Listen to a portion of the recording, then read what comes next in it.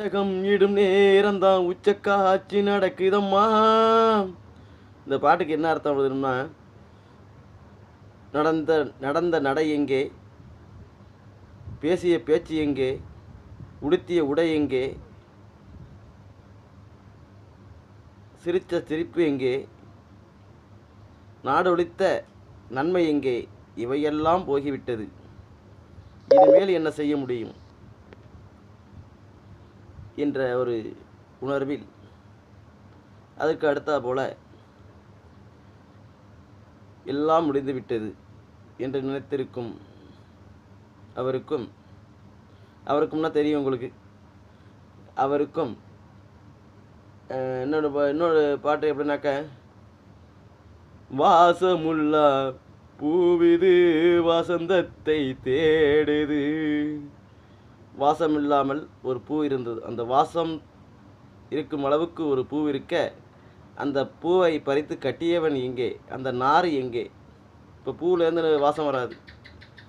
அப்போ நாரை தான் பிரித்து பார்க்கணும். அந்த பூவை பறித்து நாரை கொடுத்த நார் எங்கே, அந்த நார் எங்கே என்று கேட்கும் அளவுக்கு அந்த உள்ளம் இருக்கிறது என்றால், சும்மா இருந்தவனை என்னமோ சொல்லுவோம்ல, அதுக்கு தான் தாய் தப்பன் சொல்லலாம் கேட்கணுங்கிறது. மற்றவன் சொல்லை கேட்டால் நம்மளாம் இப்படி தான் போய் நிற்கணுங்கிறதுக்கெல்லாம் இதெல்லாம் ஒரு உதாரணமாக இருப்பது போல் தோன்றுகிறது. காரணம், ஒவ்வொன்றுக்கும் ஒவ்வொரு வித்தியாசமான பொருள்கள் இருக்கிறது. ஆக இந்த பாட்டுக்கெல்லாம் அர்த்தமும் இருக்கிறது. ஆக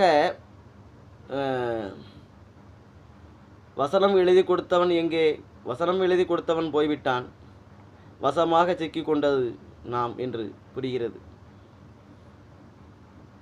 ஆக கொலை செய்தவன் கொள்ளையடித்தவனெல்லாம் ஊருக்குள் தெரியும் பொழுது நாம் ஒன்றுமே செய்யவில்லையே என்று